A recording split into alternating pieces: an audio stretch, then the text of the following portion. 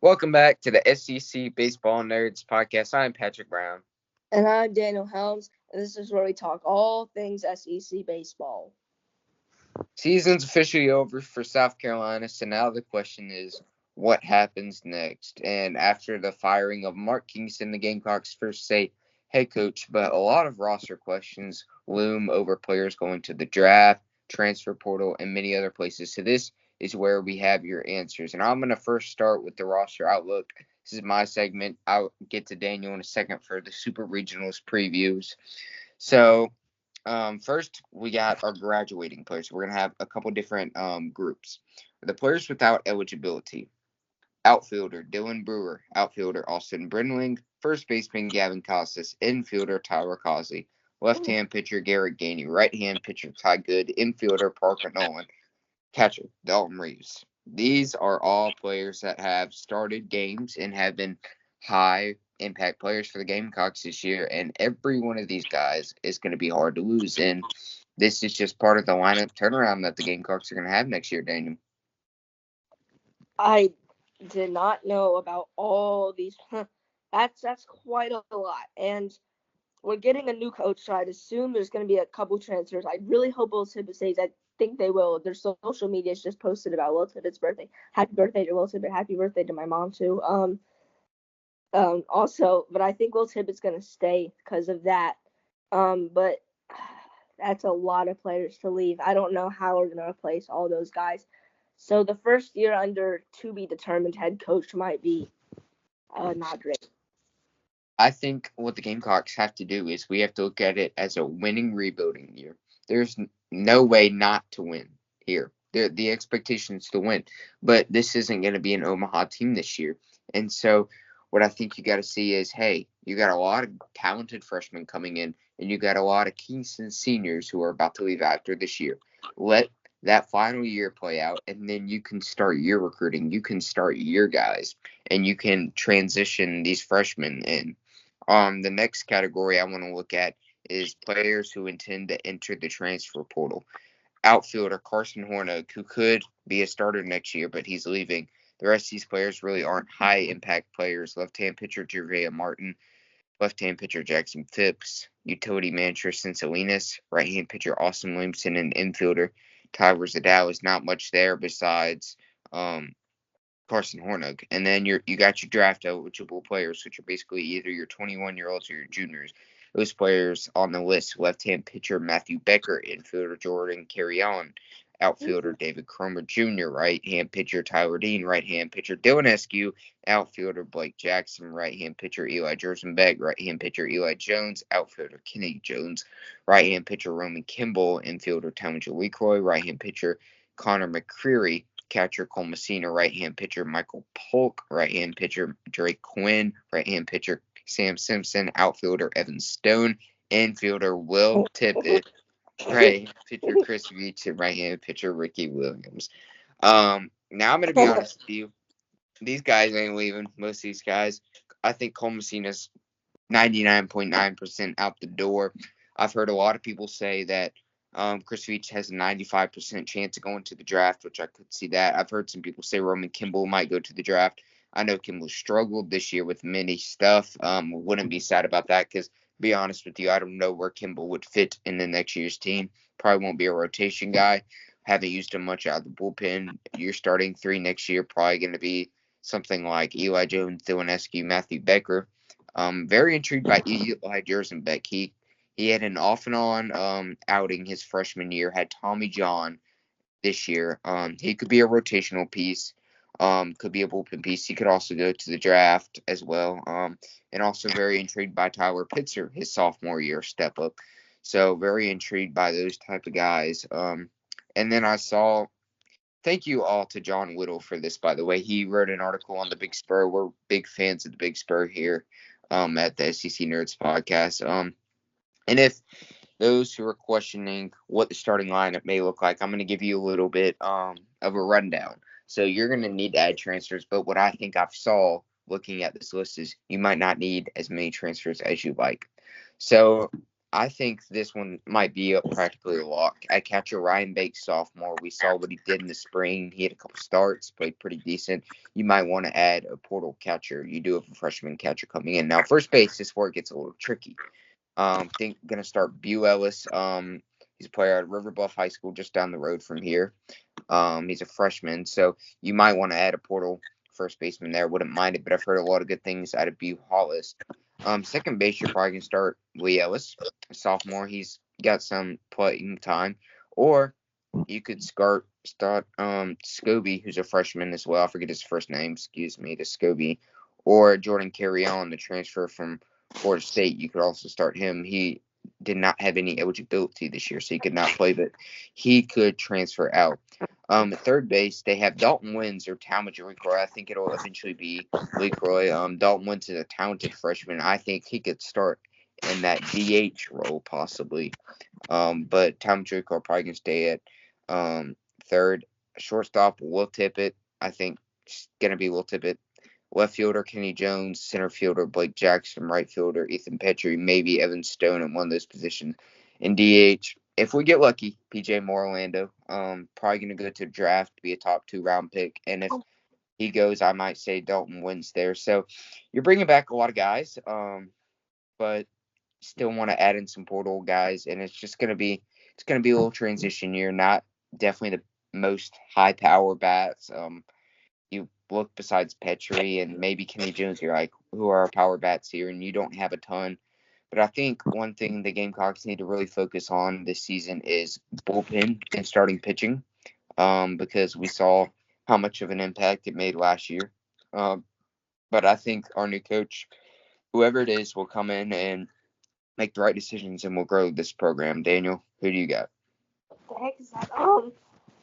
I you just named so many guys that have a chance to leave, and it's like, gosh dang, if I know not all of them are gonna leave. There's gonna be a lot who will stay, but like, there's just such high potential for this team to just have so many people leaving.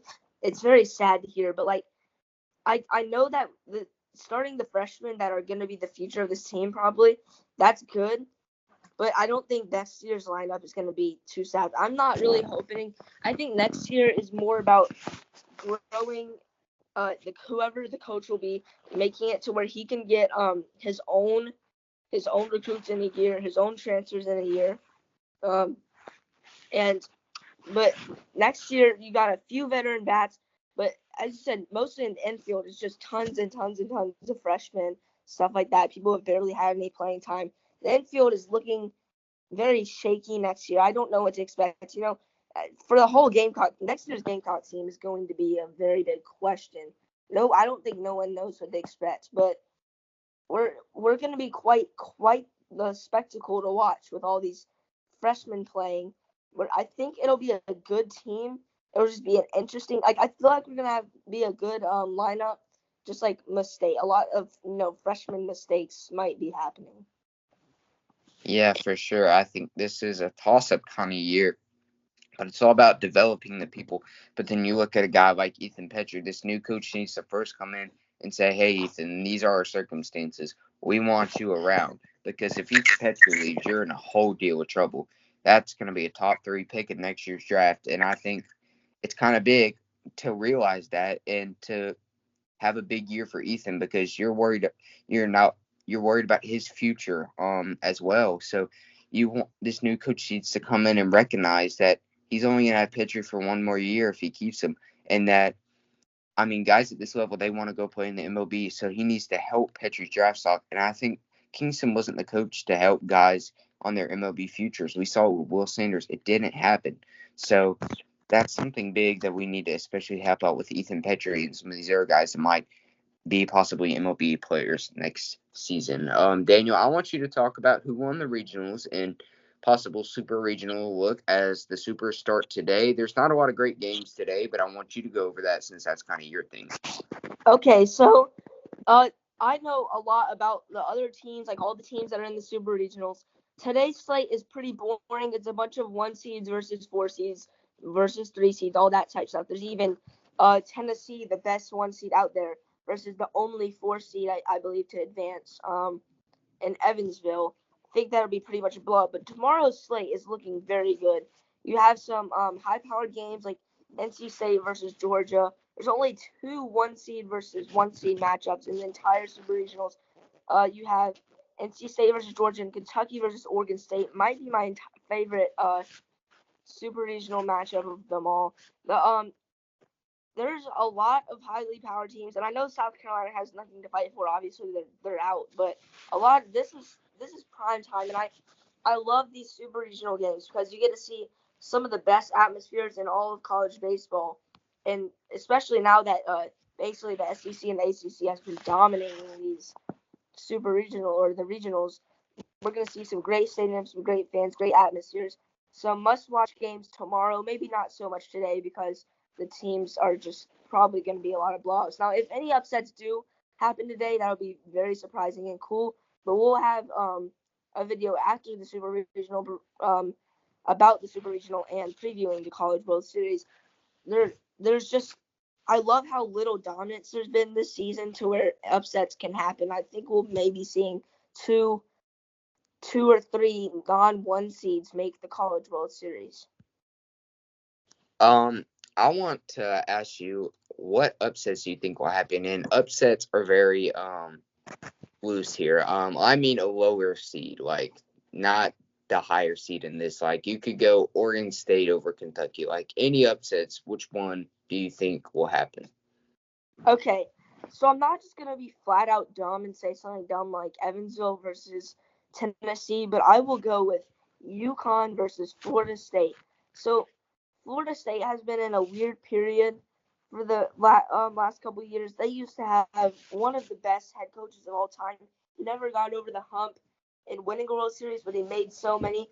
But UConn has been on the rise. They had a very impressive regional, and as I believe a 3 seed they had just such a great regional. And Florida State Stadium is good, but it's not like I like it, but it's not like there's better stadiums out there. So I think the UConn can win this one. I think they will. I'm gonna go with a little bit of a low end, high end upset here. Oregon State over Kentucky. You talked about how we just don't think Kentucky is that good, and Oregon State's a decent team, and I think they can shock Kentucky. But one I would look out for is Florida over Clemson. Do I think it'll happen?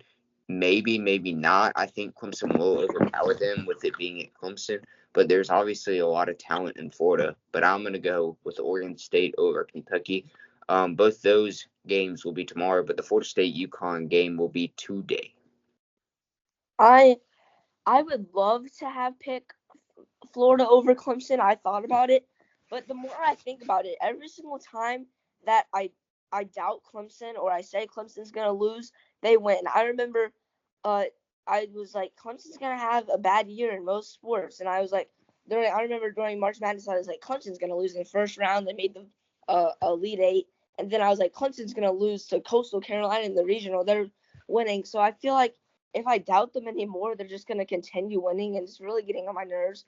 And honestly, Clemson's a very complete team, but Florida did make the World Series last year. They still have one of the most powerful lineups out there. They have tons of home runs in their lineups, but Clemson's a very complete team, and that's just something South Carolina lacks. I'm a little jealous of how complete Clemson is. They have not it's like they're not like one of the best hitting or pitching schools. They're just very good at hitting and pitching, and it's annoying. So I do think Florida will be or will lose to Clemson, but I think it will happen in 3 games.